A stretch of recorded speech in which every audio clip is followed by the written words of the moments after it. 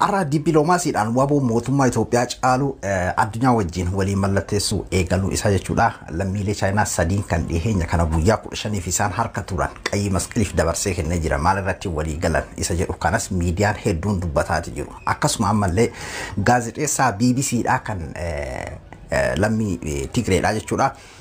Hujii isaa dhiisee qawwee fudhatee gara bosonaatti deemuun isaa ajandaa ijoo dubbii tahee jira jechuudha miidiyaa irratti.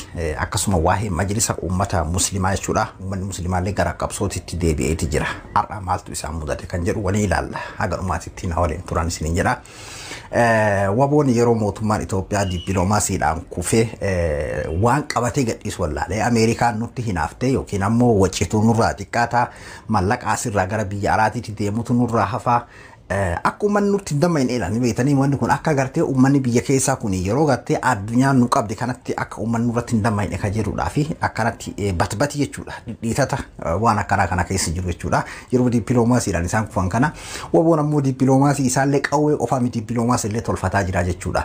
Lammiilee Chaayinaa kan guyyaa 15 harka isaanii ture nagayaan qayyii masqaliif fuudhanii kennanii jiran mootummaa Itoophiyaatti ittiin kennine amma dura gaafa qaban san jechuudha qabuu isaanii tiwutara maxxansanii turan mootummaan Itoophiyaa ammoo soba jedhee ture jechuudha.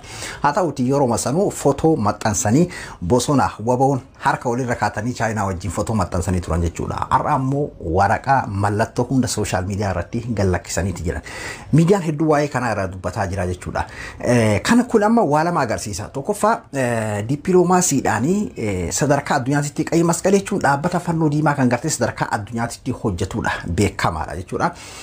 Isa kanaanni walii mallatteessanii waraqaa itti walii mallatteessanii illee jechuudha. Lammiilee Chaayinaa nagayaan kan nageenyi isaanii guutuu ta'e yeroo dabarsan waraqaa mul'isu sooshaal miidiyaa irrattis maxxansanii turan jechuudha. Waan baay'ee tokko nama dinqisu. Tokkoffaa kijiba Itoophiyaan wanni qabame hin jiru jettee turte jechuudha gaafa sanii.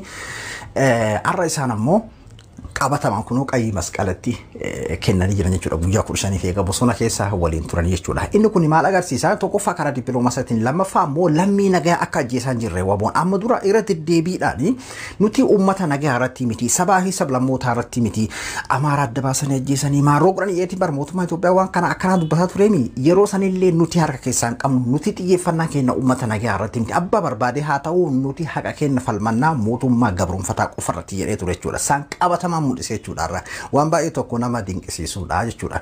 Kuni dhugaa dubbachuu fi siyaasa sadarkaa mootummaa nama mootummaan bar namoota hedduu warrootuma isaanii waliin hojjetan kaabinee meeqa fixee beeki maqaa jaraatiin shareetu ajjeese jiran ufuma. Fakkeenyaaf yoo barbaadan maal godhan nama dhalataa shawaa ta'e tokko wallaggatti erganii ajjeesan wallaggaa fi shawaa akka isaanitti akka gosaan wal shakkuuf yookiin nama arsii fuudhanii wallaggatti erganii ajjeesan haala akkana kan hojjetaa turan. Irra guddaa kaabineen isaanii nama sabboonummaa keessatti shakkanii fi namoota daldala ofiitiif jecha nama taphaan finna jechuudha maqaa shanee jedhu kanaan mootummaan jechuudha. Yeroo irraa gara yerootti nu himi jedhaniiti isaan ibsa garaagaraa baasaa turan jechuudha. Kanaafuu waboon akka gartee waan ofii godhe qabatamaan tiwutara irratti maxxansee akkanatti ifaa bilisatti hojjetaa jechuudha. Malee lammiilee nagayaa kan uummata nagayaa sabarratti xiyyeeffatee kan fixu waboo miti jechuudha. Siyaasaanis fagaatee jira waboon dhugaa dubbachuu fi waboon har'aa kun beeki qeerroo kaleessaati. Tan Ameerikaallee ragaa baatee turteeni. Ameerikaan dheengadda hogguu kiriskuun waan inni jedha dhageessanii jirtanii miti. Ijoolleen kalee qeerroon kalee qabsooytee TPLF irra qabsooytee mootummaa duraa san kuffistee Abiyyiin angootti fiddee har'a inni kan hidhaa jira kan hidharraa hafe ammoo bosona seenee jira kan jedhudha. Ijoolleen qacaneen akkanatti agartan tunniin jechuudha. Qeerroo kaleessan jechuudha. Mana teennee du'uu irraa qabsoon gartee nuti finne eega gufattee kararraa mayxee jechuudhaani bosona seenanii jechuudha. Warra manatti hafe kunoo kama gartee akka Amaanu'eel Wandimuu sanitti adda baabaatti haadha duratti rashanan sanfaadha jechuudha. Inni kaan ammoo hidhaa jira jechuudha. Muraasa xixiqqoo takka keessa mallaqa dantaa mallaqaatiin soban hin laalina. Qeerroon akka jiruun kaan hidhaa jira kaan bosona jira. Kan Ameerikaallee ragaa baatee jirti jechuudha.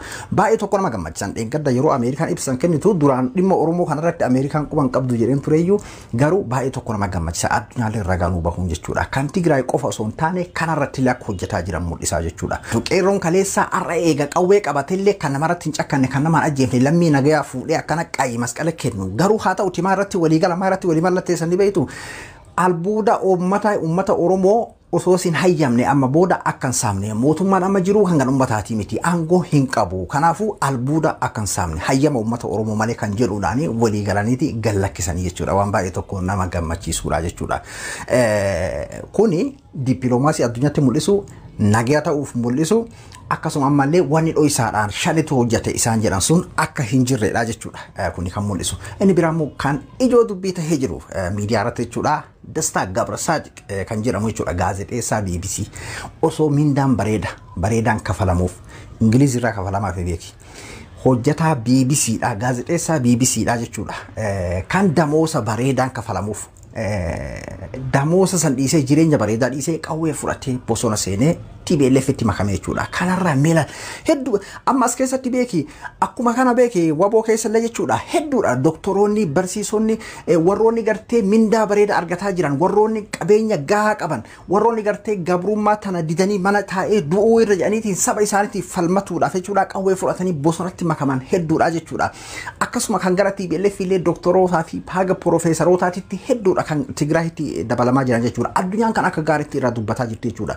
Gaazexeessaan kun amma waan beekamaa ta'eef isa qofa haa dubbatan malee hedduudha warri Tigraay jechuudha kan gartee hadhaa gartee achi keessatti waraana Eeltiraatii fi milishaa naannoo Amaaraa achi uummata Tigraay irratti godhaa jiru kana hadheeffatanii jechuudha lubbuu ofii wareeguudhaaf qopheessanii uummataaf gara caakkaatitti seenaa jiranii hedduudha jechuudha waan baay'ee tokko nama dinqisiisudha. Amma gaazexeessaan kun eega gartee inni qawwee fudhatee bosona seenee booda jechuudha ijoo dubbii ta'ee jira jechuudha sooshaal miidiyaa irratti miidiyaadhaan addunyaa gurguddaan irraa dubbataa jiran jechuudha waa'ee waboo kan qayyi masqalaa kanaa fi kan gaazexeessaa kanaallee jechuudha waan baay'ee tokko nama ajaa'ibsiisudha.